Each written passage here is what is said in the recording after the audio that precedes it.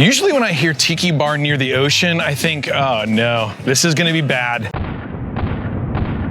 But there's a brand new tiki bar that is popping up on the Hermosa Pier, and I can't wait to show you it. Wait a minute. Isn't that the bar from La La Land? That's not the place. The place is brand new. It's called Tiki Kai, and I've seen some photos of it, but I'm very excited to bring you guys along and check this place out.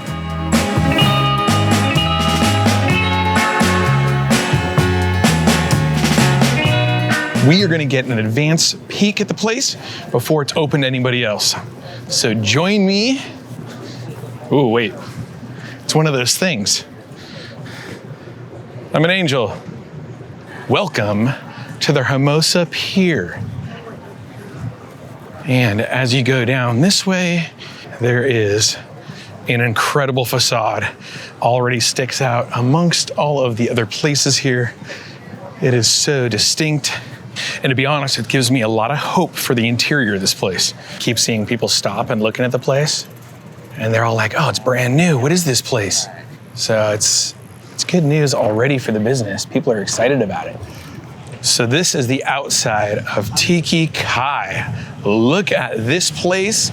It is an immense frontage here with lava rock, all kinds of mid-century tropical tiki designs. And then as you get in here, a gigantic tiki mouth that you walk through to enter the place. Look at the size of this entryway. Look at the design in the floor. And then all of this incredible decor on the outside by Tiki Tony.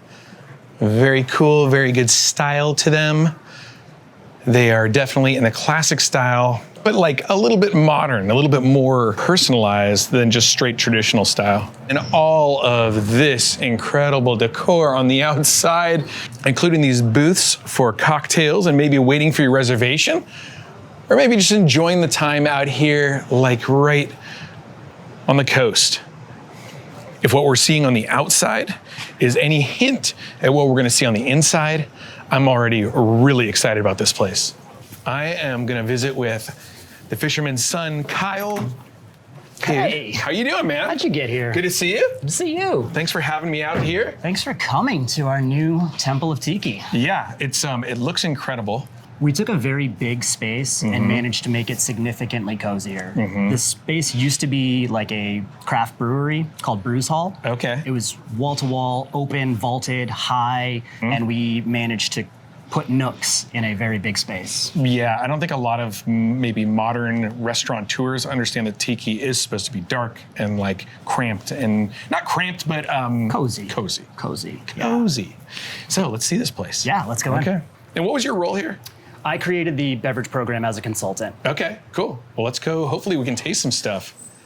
Through the dude's mouth. Wow. Look at this. And they are going to be photographing cocktails and stuff today, so we're kind of in here on like a special moment. Yeah, we're not quite yet open to business. We've got 2 days. We'll be open to the public on Wednesdays, so you are getting a very personal advanced access. Yeah. Dude, this is insane. It's beautiful in here. Looks like a lot of Tiki Tony. Tony did all of our wood carvings. Tony also designed the staff shirts. Our lamps are from various regions. All of the mugs and the cabinets, those all came from my house. We're just working on assembling more bric-a-brac, but they were a little empty at the time, so I just started filling my car with stuff from the house and filling the cabinets with them. Okay. I love the way that you did the back bar here also. We are in a high volume traffic area for the South Bay, so we do have to cater to some of our people who don't know they're walking into a tiki bar, they're just stumbling out of an Irish bar. So to that end, we have a little bit more user-friendly civilian stuff outside, but here's a carefully curated selection of our house rums that this is where our bartenders are able to talk to you. Okay. Oh, would you like Demerara? Oh, would you like Jamaica? Would you like Jamaica High Ester? Oh, would you like something Trinidadian? So they can have those conversations on our carefully selected bottles, because as the shape of the bar goes, I didn't really have a whole lot of spaces to pick with. Sure. So each one of these are very intentional. Okay. But then at the same time, I'd assume that you'll still be catering to like common passerbyers with beer and... Yeah, so we've got 5 beers on draft. Okay. So we are working with Gustavo over at Frogtown. So we've good. got the Painkiller IPA, in vibe style. So Kona, Maui, Pacifico, because we are, again, by the water. Yeah, totally. Just trying to keep the beer selection really good. Wine selection, definitely a cocktail-driven program, though, and that's where I came in. Oh, cool. Well, can you walk us through the place? Yeah, absolutely. So we have our mid-century modern cabinetry and shelving here. So one thing we knew we wanted was a lot of texture. And so when Davis Inc. came in, they really took what we were saying and they were like, okay, so we want maximalist, we want texture, we want overlapping, we want layers. And so just watching it come from our grass wall as you enter into our lava rock, and then you get your wood carving background, more lava in the back, and then just a straight up mid-century modern like pop of orange and colors. Really love it there. Yeah, it looks insane. We've got Some skulls. Yeah, we got skulls. We've got, our rattan and back walls, some thatching on our roofs. So each one of these are a different thatched booth for, families and groups of multiple. Oh, right. So you've got these little huts, but then also you have standalone tables. Standalone tables. And then one of my favorite features about the whole place is this guideline of lava rock that it's LED, but when it gets dark in here, and it gets really dark in here, you can still sort of guide yourself to the bathroom or the exit. Just follow the red line. Did you ever see Joe versus the Volcano? At the beginning of that movie, they're all walking to their dead-end jobs, but they're following this like very lightning bolt kind of shaped path. It's very reminiscent of that. This is kind of how you walk after a couple 3 dots anyway. So It's very true. we're cutting the path for them. Right. But yeah, can we get you set up with some drinks? Yeah, let's try something. So to start, we were very intentional about the way that I approached the classics here. Okay.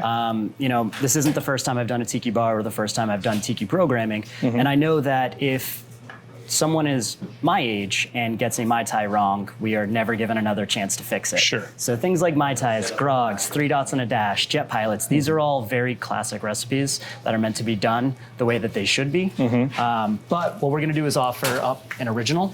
And you said you're also an ambassador for Worthy Park, right? Yeah. Which makes incredible Mai Tais. Incredible Mai Tai is the only single estate distillery in all of Jamaica. There are 6 active distilleries in Jamaica. Of those, only one of them is single estate, 2 of them are family owned. Okay. The only one growing their own sugar is us. Wow. So what we did here is, this cocktail is called Fisherman's Son, which is also the name of my company that I did this project under. My dad is the fisherman, I'm the son, and the concept for this drink is trying to take my very Irish father to a tiki bar, but he's just too Irish to enjoy himself.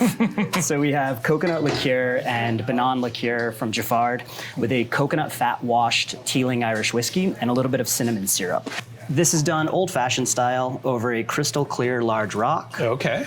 Kind of atypical of a tiki cocktail. Little atypical of a tiki cocktail, yeah. Look at these little dudes. These are all Tiki Tony, I'd imagine. Yeah, those are all Tony as well. Wow. I don't know if I've seen a whole tiki bar done by him. He told us this is by far the biggest build he's ever done. Like, it's very impressive. This is the most amount of work he's contributed to a spot, for sure. So you just stir that with ice. And we have a rocks glass.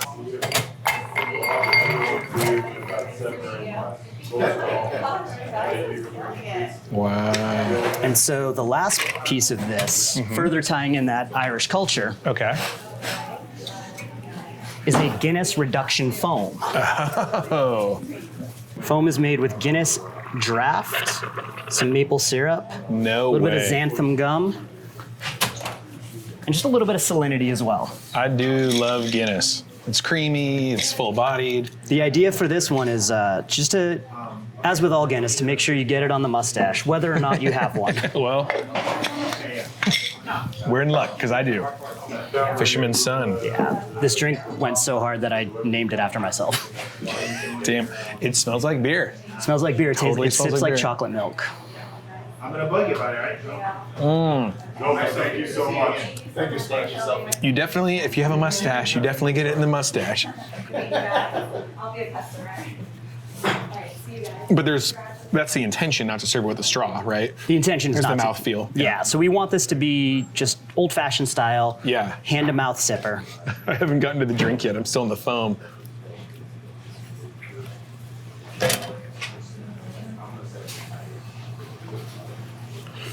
Oh, it's really good. Man, it is definitely, oof, I got it all over my stash. It's definitely boozy, but not like offensive. I think it's approachable for people who aren't giant cocktail drinkers. Yeah, that's kind of what we wanted, because we have 2 Irish bars on the pier, and we knew we were going to get people walking in accidentally, and we wanted to have something that would translate for them. Okay. While still, Interesting. you know, Big Toe was in the other day. He got this drink. He sent it into his Tiki bar owners group chat. Oh, Just being okay. like, hey, I'm at a Tiki bar, but I'm having a coconut washed Irish whiskey Tiki cocktail. And then Leonard from Stowaway in Lost Temple said, that sounds like a Kyle drink. So I guess I have a type. I guess so. Man, it is so good. It's creamy. It's delicious. And then you get the banana on the top. The beer kind of taste kind of goes away and just becomes creamy. It's really good. There was bourbon in this, right? Is that what you said? Irish whiskey. Irish whiskey, okay. So I went with Irish whiskey because you never want to fat wash something that already has a ton of character and flavor to it. Like fat washing a funky Jamaican rum or an overproof isn't going to really get you anywhere. What you really want to fat wash are things like vodkas or, you know, column still white rums or something like an Irish whiskey, which is triple distilled, so it could benefit from having that additional, you know, viscosity and fat mouthfeel. Okay, gotcha. I definitely can't drink too many of these things. I got to get home eventually. But man, what a great cocktail. What an amazing place. I'm curious to see if this is like the actual brightness or if this is like house lights are on. Is this how bright the place is going to be? No, or- so we're This keeping is- it like this for operations so that we can all walk around and, you know, do our day-to-day Oh, okay. stuff. It gets much darker in here. Okay. That'll be interesting to see how people at the beach respond to that, you know, as it being like a really dark bar. Yeah. But like right on the beach. And that's kind of what I was talking about outside. Like when people come to these kind of bars on the pier or whatever, they usually expect like a Sharky's kind of thing. But this is like, I feel right at home. It's so good. We really haven't taken a look at the place yet. Look at that, man. And there's like a lot of business going on in here right now. This is definitely a preview.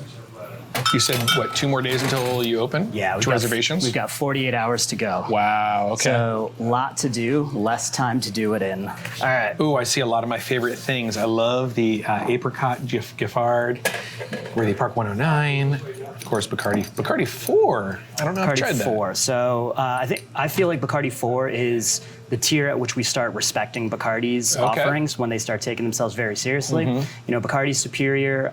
We do owe the fact that the rum industry survived to Bacardi. That's an established fact. Sure. I know they get kind of a, you know, snub in the nose kind of vibes from some of our tiki, you know, I mean, peers, but People love Bacardi 8. Bacardi 8, Yeah. Ocho is phenomenal. 4 is a very good option. Still cocktailable, doesn't have to be specifically, you know, for sipping, although we do have 8 in cocktails here. Okay, so what's this cocktail called? So this cocktail I debuted last year at Tiki Oasis. Okay.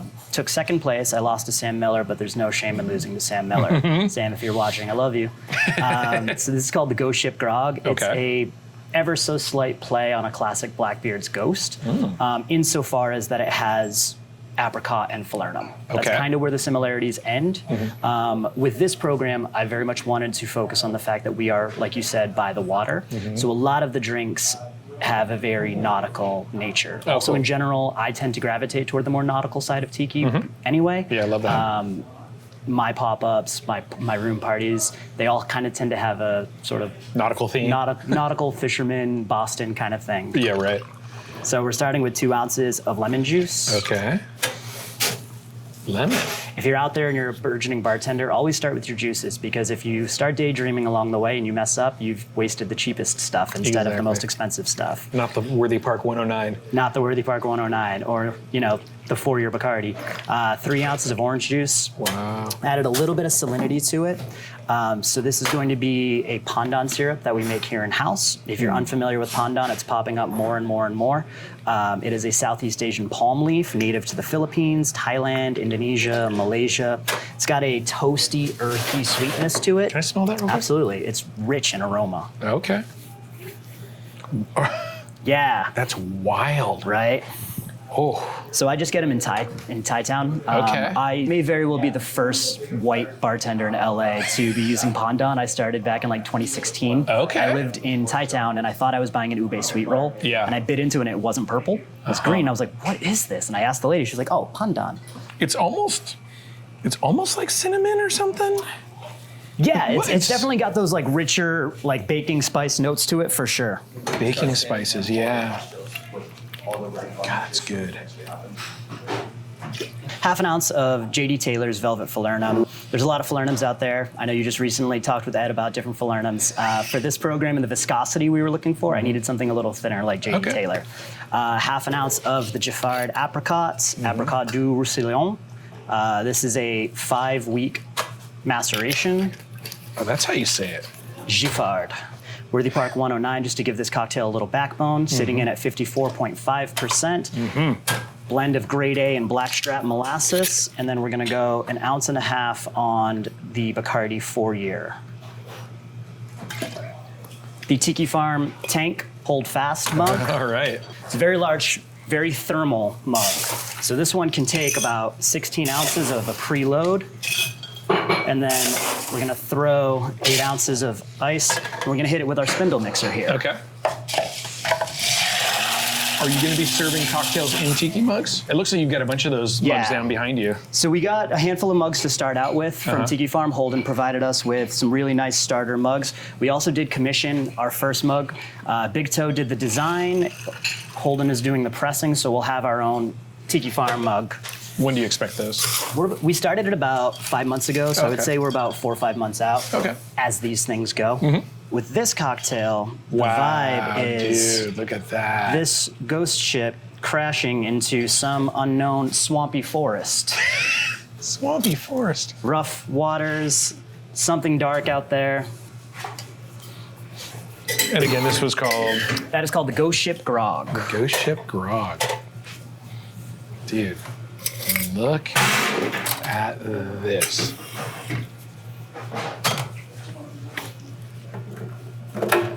All right, so they're gonna want.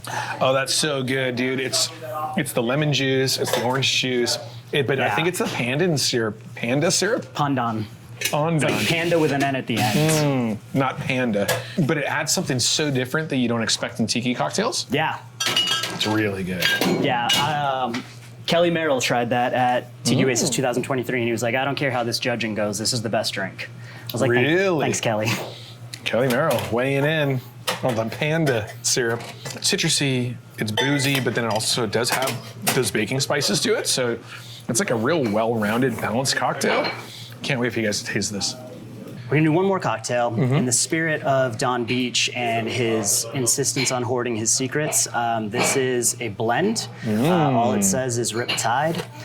So instead of doing a classic traditional highball style zombie, this is a deconstructed and stirred take on a zombie. So it's gonna have all the notes that a zombie requires: anise, cinnamon, grapefruits, herbal, sort of French Martinique style, herbaceousness. Sure. I don't know if I said cinnamon or not. Grapefruit. I think you did. The things that make a zombie a zombie. So it has all of those. Totally. It's for sure our bougiest cocktail here.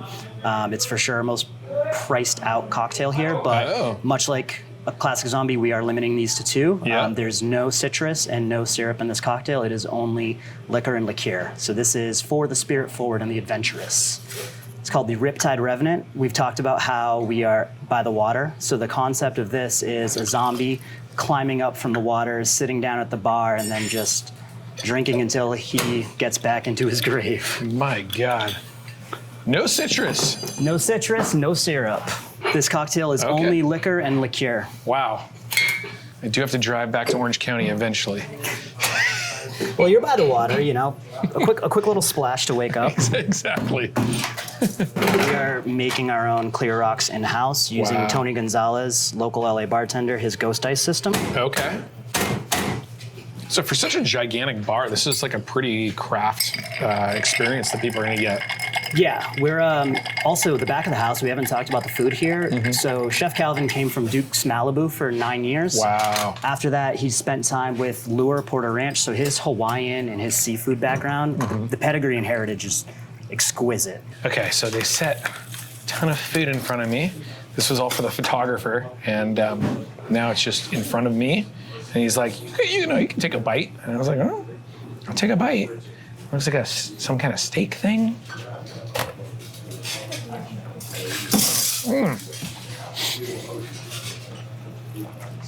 It's ice cold, and it's so delicious. I don't usually like my steak like freezing cold, but it was being photographed for like the last hour or two, and it's so good, dude. So good. Okay, what else we got here? We got some shrimp over here, also very cold. So take that into account.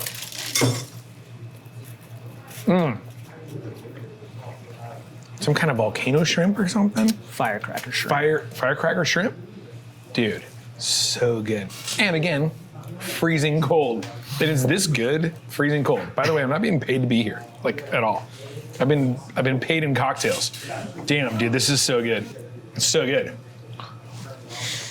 With this one, we elected for very clean presentation, crystal clear ice, Okay. no garnish, everything is there. Very simple, in a maximalist tiki world, we went for a very minimalist approach for our zombie. Okay. Doesn't look like a zombie. Smells like a zombie.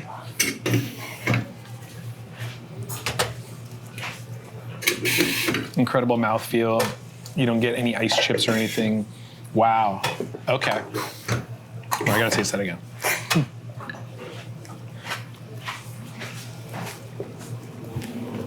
There's definitely the anise. There's the cinnamon. There's it feels like a hint of grapefruit, but you said there's no fruit juices in this. There's a grapefruit liqueur. Grapefruit liqueur. It is pamplemousse. Pamplemousse. Wasn't that a band? Is that a band?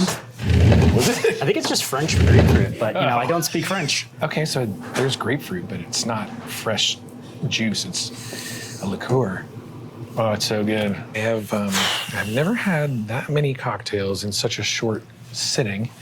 Maybe I have. If this is a sign of what to expect here at Tiki Kai, I think it's going to be an exceptional tiki bar. By the time this comes out, they'll be open. So come to the Hermosa Pier and try it out for yourself. I can't wait to see it like with the lights correct and like the neon outside turned on and like all the stuff. Are you making drinks for the shoot? Yeah. Cool. While they were working on photos and video, the lights came down and I was finally able to see the place as it was intended. Enjoy these stunning visuals of the Tiki Kai.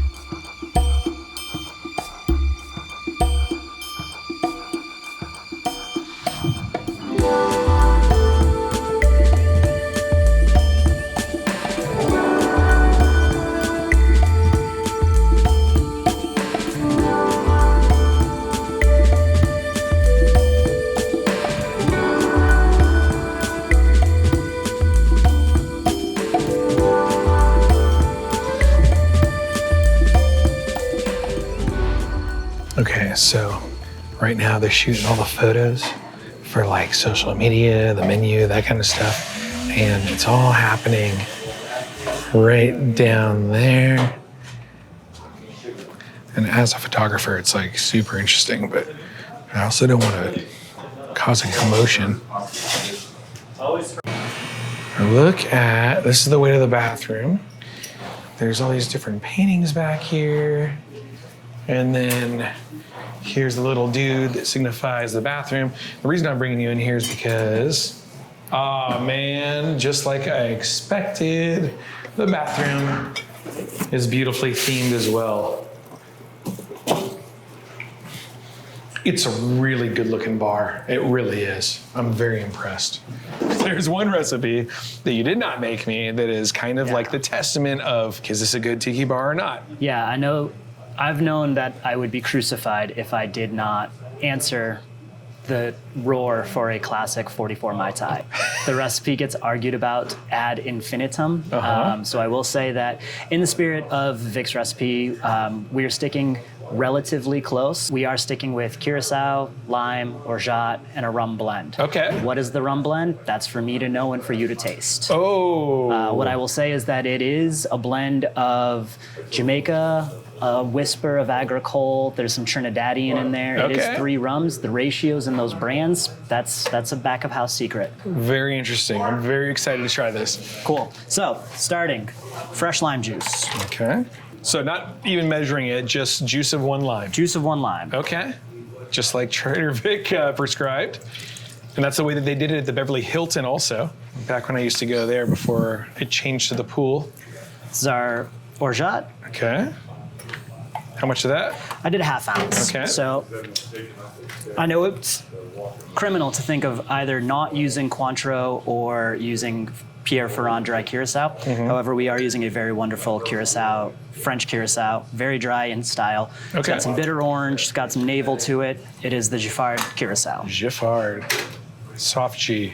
I found in this specific recipe that it had enough sweetness through the curacao and through the orgeat that I didn't need the addition of a simple syrup, whether it's Demerara or white. Okay. So I left it out in order to preserve not over sweetening this cocktail. No simple syrup. No simple syrup in this. The bricks are exactly where I want them to be.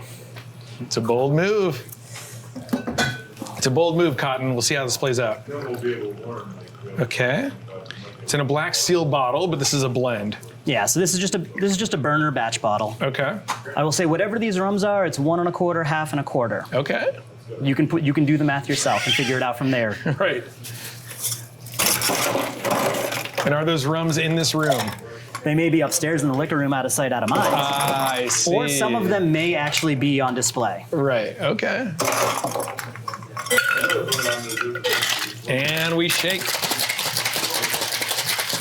Powerful shaking there. I'm too old and my shoulders are too shot to take a shaker tin and put it over my head. Those days are long behind me. So we're not using pebble ice. We're not using pebble ice on this one because I wanted a hard shake. Okay. We do offer a Monkey Pod Kitchen Mai Tai here, which does come on pebble ice, is flash blended. Okay. This one I specifically wanted the shake for because I like that almost margarita style chipped ice feel that you get out of like a nice classic Tommy's Marg. Okay. I like when you get that with a Mai Tai. Interesting. Okay. So we're gonna take our mint bouquet, Don't skimp the mint. And there we go. and then I personally enjoy the vibe of an upside down lime shell, giving the illusion of an island and palm tree. As That- per Trader Vic. And that's our 44. Do I get a straw? You absolutely get a straw.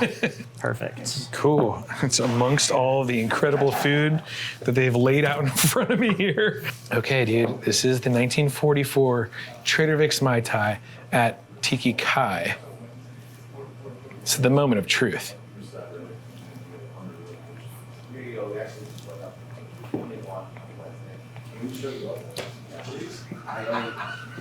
I mean, that's a great Mai Tai. Thank you. You do get a hint of the agricole. Yep. Like it's got a little bit of that, but it's really kind of a dark Jamaican rum thing.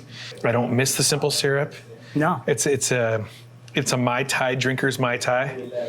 I'm curious to see how patrons of the pier here are gonna like deal with this Mai Tai. I'm so glad you asked. I believe strongly that it's not hospitality if it's not for everyone. All my bar seats look the same. All my stools look the same. So I feel like the experience that anybody sitting in any of them has should be the same, regardless of whether it's a Jack and Coke, a lychee martini, a Jungle Bird, or a Mai Tai, or an espresso martini. We'll do what we can to give everybody. So to that end, I did modify Trader Vic's mid-50s, 60s Royal Hawaiian Madison Cruise Line Mai Tai. Right. Incorporating pineapple juice. I neglected the grenadine.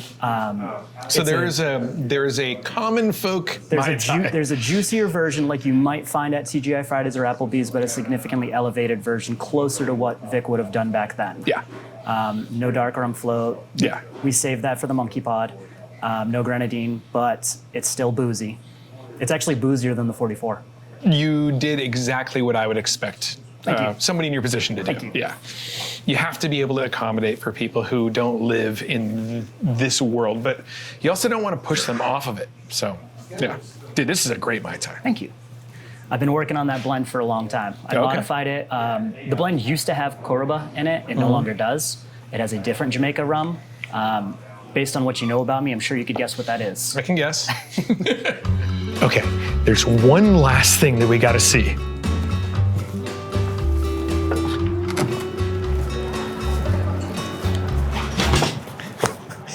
Wait, hold on.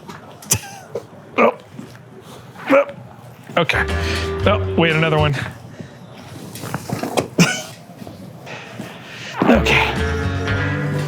And it's this. Dude, look at that. Tiki Kai. Welcome to the family. I spent the afternoon talking with a lot of the owners. There's like a whole group of people and hanging out with Kyle and like, oh, dude, I'm so excited for this bar. I think people are gonna be so stoked. I'm so curious to see what's gonna happen with a beach crowd and like a really dark tiki bar, because the rest of the places on the street look like this, right? It's very much, you know, it's party time in Hermosa Beach. And that'll happen, pardon the mess here, but that'll happen with the fire pits down here and out here on the patio. But the big question is gonna be, can a dark tiki bar survive right here on the pier? And I'm excited to see it because the drinks are great. The atmosphere and ambiance is incredible. And the owners know what Tiki's supposed to be. And I think they're doing it. So Tiki Kai is open. Let me know in the comments below if you end up going here and what you think, because I am very impressed.